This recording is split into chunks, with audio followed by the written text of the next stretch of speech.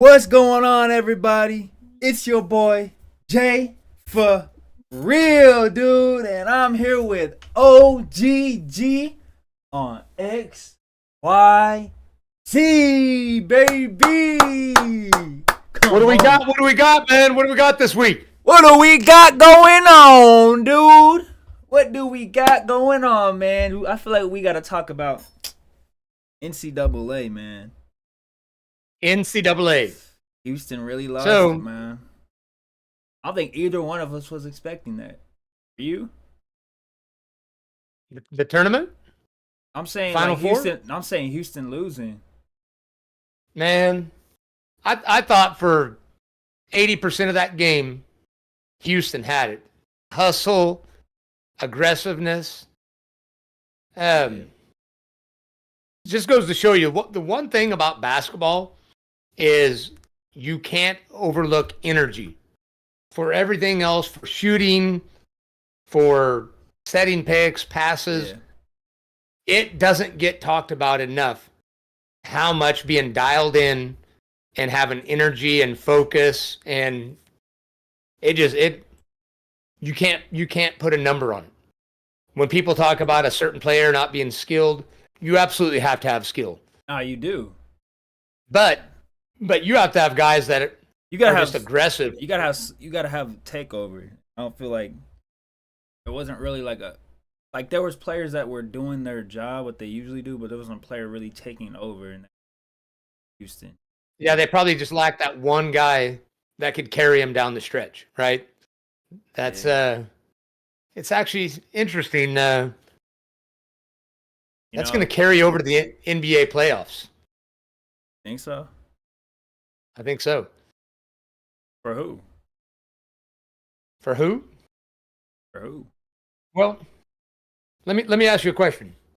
If you're a team, and as much as I like Oklahoma City, if you can take Shy out of the game, who's going to carry them down the stretch? If you go back to great teams, you go back to the Warriors. Say you spend all your energy taking Curry, trying to take him out of the game, right? In their heyday. Yeah. If you were spending all that energy, what was Clay going to do to you? Clay was just going to do it. Clay was going to do what Clay does. He was going to set records of least amount of dribbles and the most amount of threes, right? Yeah, I mean Clay going to do what Clay does. Iggy was going to do his thing. They had obviously Durant and stuff like that. If you were going to spend all your energy taking out Curry, you knew Clay or somebody else could step up. That's true. My question, and I love OKC because looking at OKC, they are historic. Mm-hmm. I think they're the third or fourth team that's had the kind of record, the 1,000 point differential. So you don't think anybody else for OKC can step up? I'm wondering who can step up in the playoffs. I'm not saying going to step up. He should, because there's now the one thing I'll say in the West, there's certain matchups where he will be much more effective than others, right? So if the Thunder play, it's kind of trending towards them. Either obviously, I think it's Memphis and Golden State. They're playing for the 7th seed, and then the loser will play for the 8th seed. Yeah, so it'll be between those two that play them. And I think Golden State. I think Golden State takes out Memphis. I just Memphis is firing their coach. I don't see how they. I don't see them beating Golden State. I just don't. So I think you're looking at either Memphis or Dallas. I could see Dallas beating Memphis right now with a healthy squad. The Rockets. The Rockets and Golden State is going to be an interesting matchup because of the Rockets' youth and the way the refs let the Rockets mug Curry in the last game. I don't know how much you saw that, but they were grabbing him, pulling on him. True. It was something else. But my point is, I do think that it's going to be different because we're going to have playoff Jimmy. Oh no. Not just playoff Jimmy, but a lot has to do with how they ref the game and what they let Houston. I think Houston is talented as they are. They're a really young team, and I think the pressure of the playoffs is going to get to them. I think you got to earn that over time. You saw the Celtics. It might be too big for the moment for them. Yeah. I love their roster. I love their energy. So the interesting thing is the Lakers Timberwolves. That's going to be an interesting series. They have a lot more size. The Timberwolves have a lot more size inside, but on the wing, who's going to guard Luka? How is that's going to have to be Ant? It's got to be Ant. Yeah, he gonna. I don't know who else you put on him. He's gonna be tired that series. You gonna have to have. Well, you gonna have to have Randall. You got Randall on LeBron. Randall will be on LeBron. But this is a series where if I'm them, I attack with Naz Reid. I attack with. I tell Gobert to try to score even though that's not his thing because they don't have size. He's had some games this season where he scored 20 plus. Gobert? Yeah, he is. Yes. This is the series where he can do it. This is the series where I tell him to beat them up, and as much as I can, they've got to protect LeBron. At his age, he can't play defense for long stretches. Yeah. And Luka's not athletic enough. In this series, they've got to find a way. Austin Reeves. Who are they gonna have on Austin Reeves? Probably Conley. You're gonna have to. That's gonna have to be a Conley matchup. But I'm not worried about that. I'm more worried about LeBron, or not LeBron. Well, I'm more worried about LeBron. Julius Randle will be okay. It's still not a great matchup, but at least he's physical enough, athletic enough. They've got to make sure that every offensive possession they set a pick and make Luka guard Ant every time down the court. Every time down the court. Luka or LeBron. Luka or LeBron, like one of the two. No, I'll let Julius Randle attack LeBron. Let him get physical. Put Naz Reid in. Let Naz Reid get physical in the post with LeBron. You've got to make Luka and LeBron. You got to take their legs out. If the Timberwolves coaching staff is listening to me, attack those two and make them work every second on defense. That's the only way they're going to take away their offense. Is LeBron even playing in the first game?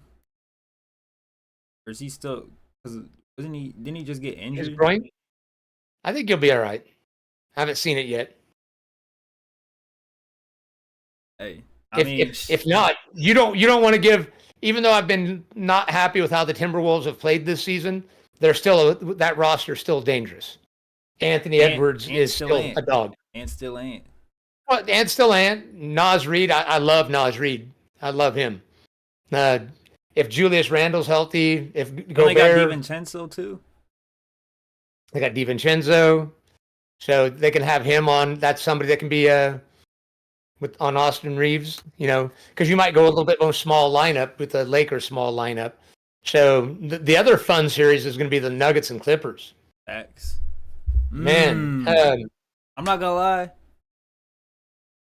I think I got the Clippers. Nice. I think I got the Clippers. I'm not gonna lie to you. I think the Clippers are about to make like a deep run. I'm not gonna lie. You said.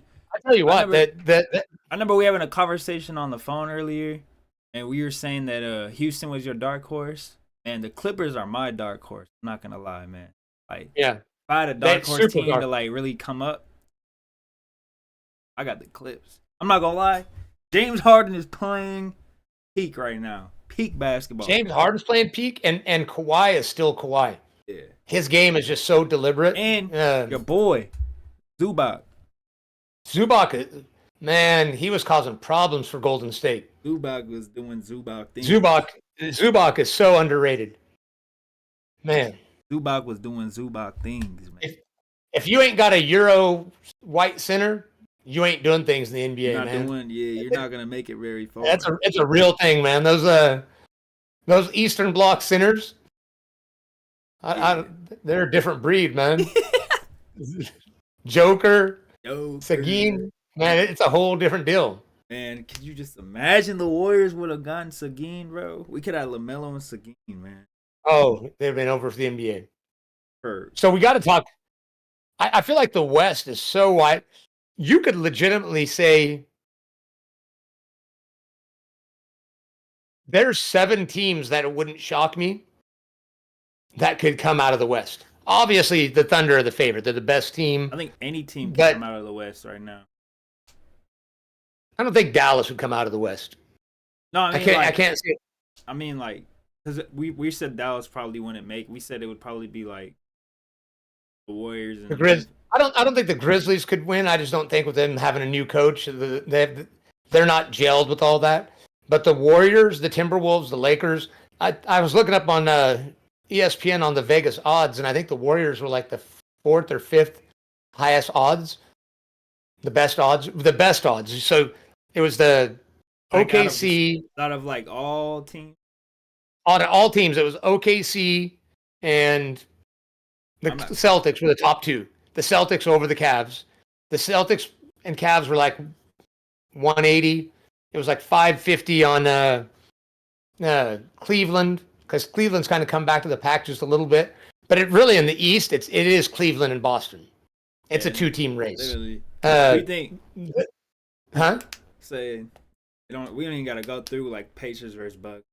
Honestly, Pacers, I'm not gonna lie, I Bucks, think the Knicks. Pacers are gonna beat the Bucks. Yeah, the Pistons are really nice. The Pistons are a. You think the Pistons can knock out the Knicks? Oh, I think they could. I don't think they will, but I think they could.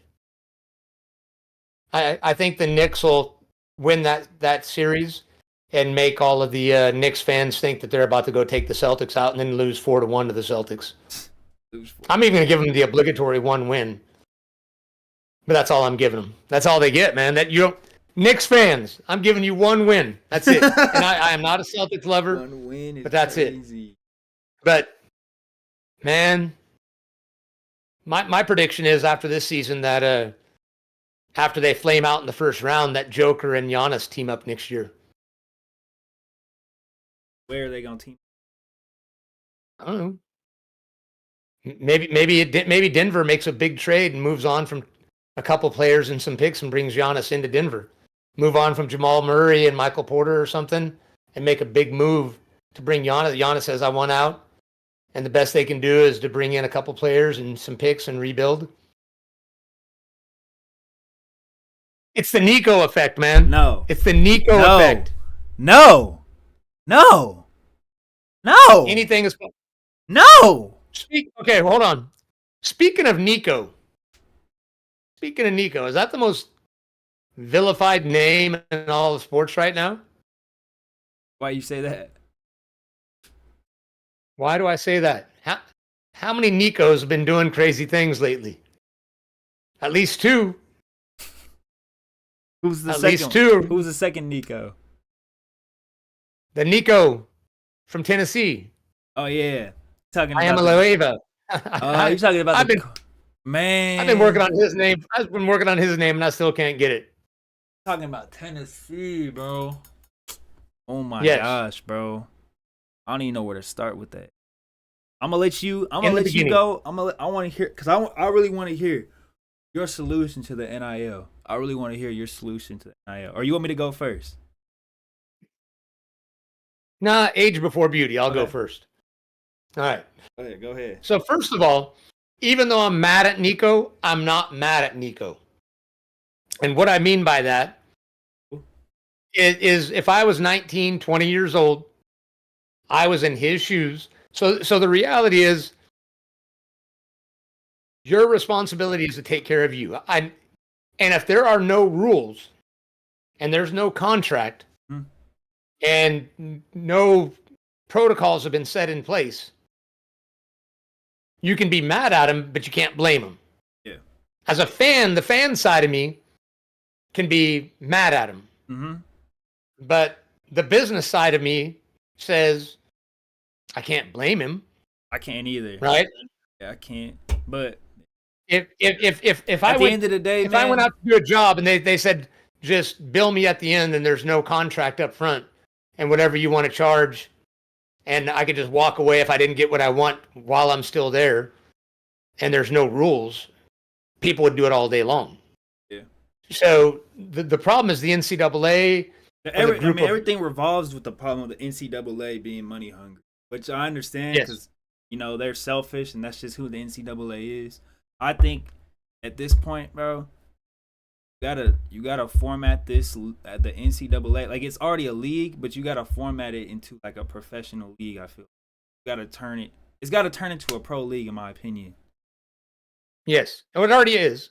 No, they but I mean, like themselves that way. But my solution, there's a lot of ways this could go.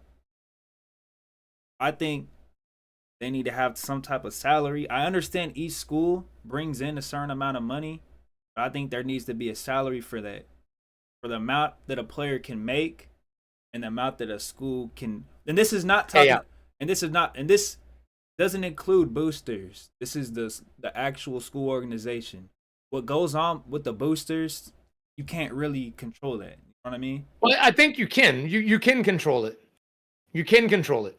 Because that's where a lot of the money is coming from. Yeah, it's where most of it's going to. But they always work around. They're going to work around it anyways. And the boosters will just give the money to the team anyways to give to the players. Yes, but you have to have a salary cap. Yeah, you have to have a salary cap. And if you don't, I think they need to make a separate league. Or I think they need to turn it, the XFL. I think that would turn into like the G League, the G League version for because a lot of players for the NBA, they don't really go to colleges. They'll go to they'll go to play like the G League or like other, or like not sports but like other leagues and stuff now. No, I agree. I think over time it's like it's like a league that they made for basketball. A lot of players that are getting drafted in the top 10 the past 3 years have come from that league. You know what I mean? Players aren't going to college. I think you're gonna see that. I think you're gonna see that in football as well. And people are kind of saying "Oh, how would you even format that with the amount of money they're bringing in?" If players started going over to the XFL and we're getting contracts, they're gonna bring in enough viewership to the point where they're gonna make enough money. You know what I mean? I understand that certain teams have boosters. Those teams can stay. But a lot of the kids that deserve to make the money they are at the smaller schools might end up going to play at the XFL if they're going to be able to make more money. But I think the problem with that is they might not make more money in the XFL. It would take them time to. Because they're also not even getting paid right now. I mean, like you just said, in players, it's already happened where players were guaranteed money, but in some fine print, there was some little writing that was listen, these circumstances, you know what I mean? And now these players aren't getting the money that they were owed. Well, that's why I think these outside groups it's happening at D1 school UTSA. Yeah. Oh, it's happening at every school. It's happening everywhere, yeah. But I'm just saying, it's the Wild West. It's the Wild West. So everybody that's mad at Nico has to understand that the flip side of that is there are tons of players that have been promised money and there was no money there. There wasn't the money that they were promised. I think these outside groups have to report to the colleges. Yeah. If they're going to raise the money just goes, they're just a funnel that funnels the money to the college. And there's a salary cap. And on top of a salary cap, I think there needs to be transfer portal rules that you can transfer once. I think one transfer without sitting out is acceptable. I think after that, you do have to sit a year out. After one you get one free transfer. Some type of restriction on that. Yes, they do. Because if you're talking about a 5-year college career, you're talking about. Well, a lot of the players, because they made a new rule also, it can be longer than that now. Technically, if you're talking, because for JUCO, they don't count those years in JUCO. Yeah. I think that's fair. I think that's fair. I think it's fair. Players are, you never know what the circumstance. what a student athlete or just person is going through. Yeah. So they got to make the. I mean, a lot of players have made their way up from JUCO to UTSA, now making their way into the league now. But I see what you mean though. Like just like in general of like a 5-year, like playing like for like a D1 school for like 5 years, like redshirting or like transferring and doing all that. They need to figure out. It ain't even that. It just they need to figure out transferring. Like they need to figure out like you're only allowed like this many transfers, and after that, you're stuck.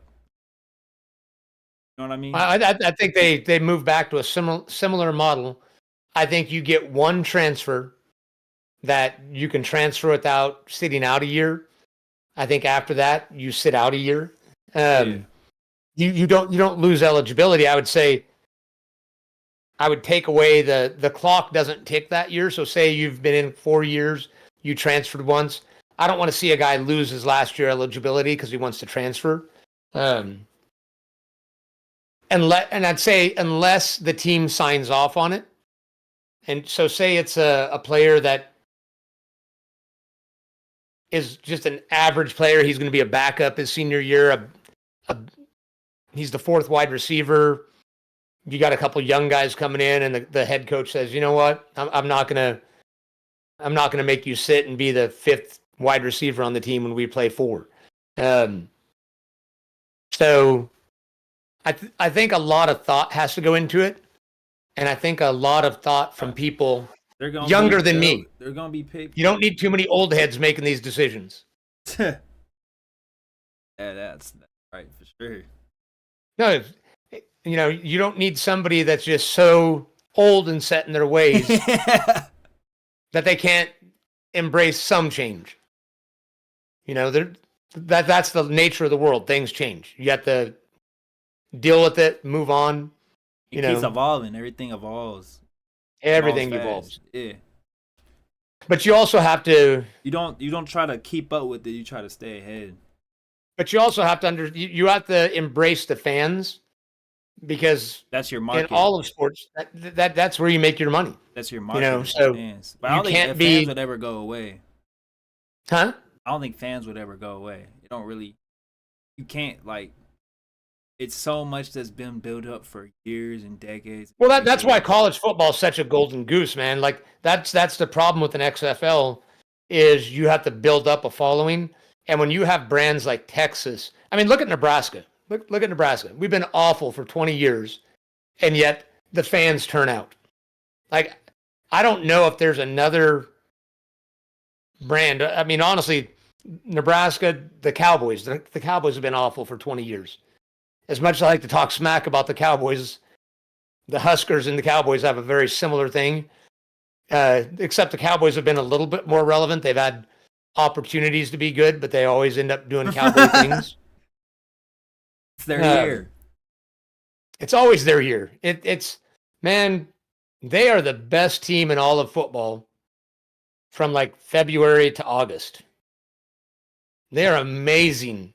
Talking about in the February whole to August. Season. Yes, I mean, just the fall and winter are not their times. That's the problem. If they could switch the calendar and they played in the spring, if the Cowboys went to the XFL, they'd probably be a pretty dominant team. Probably. So who you got in the play-in? So tomorrow, right? So we got the Warriors and Memphis. So who you got? I got the Warriors. Warriors? Got the Warriors. Atlanta at Orlando. I got Orlando. Okay. I agree. I think Atlanta's going to give Orlando all they want. Yeah. But I have Orlando winning that. Orlando's just really dominant right now. It's another young team coming up. I feel like 2 years from now they're going to be a contender in the East.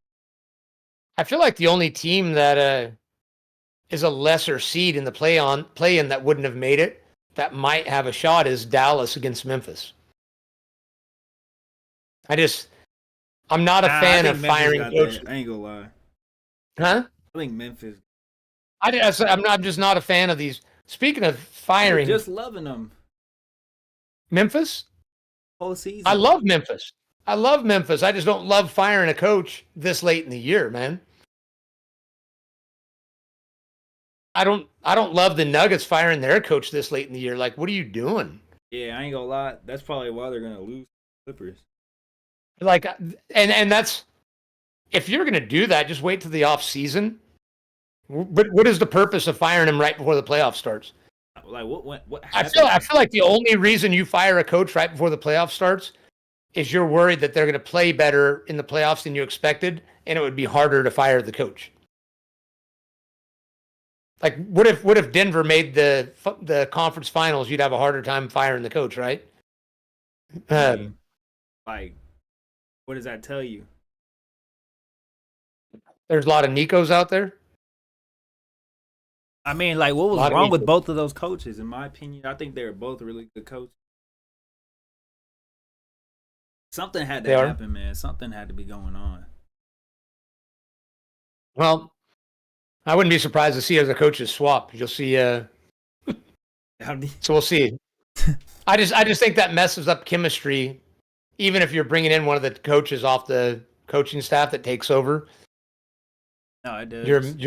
You're messing up chemistry at a time that you're messing up confidence and continuity though. The continuity of everything you've been doing, because both of these coaches have been. I didn't look up how many years, but both coaches have been there a long time for NBA standards. Yeah. These aren't new coaches.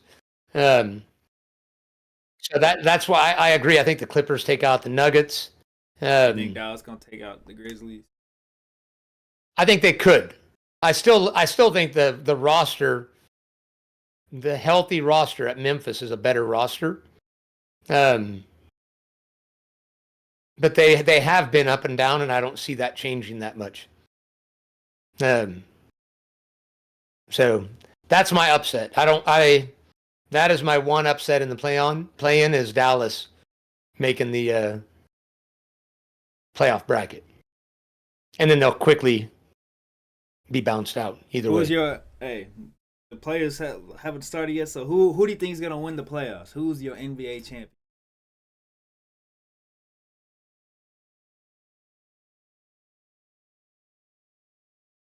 I hate to say it, but I think the Celtics are still the best team in the NBA. I hate to say it. You know who I'm going for. Sacramento? Warriors!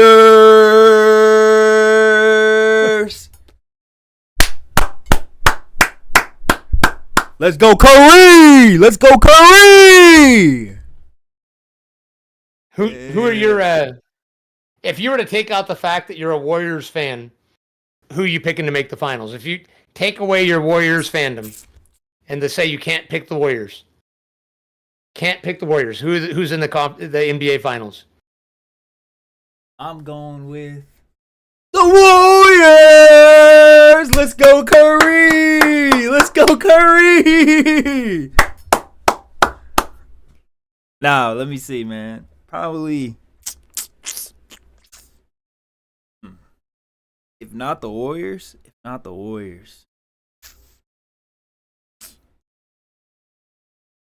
Probably Boston. But Warriors still gonna be in the finals, though, regardless. You feel me? Yeah. Yeah. Probably Boston, though. But hey, I think you just reached like 30 minutes, man. You wanna wrap it up? Yeah, that's it, man.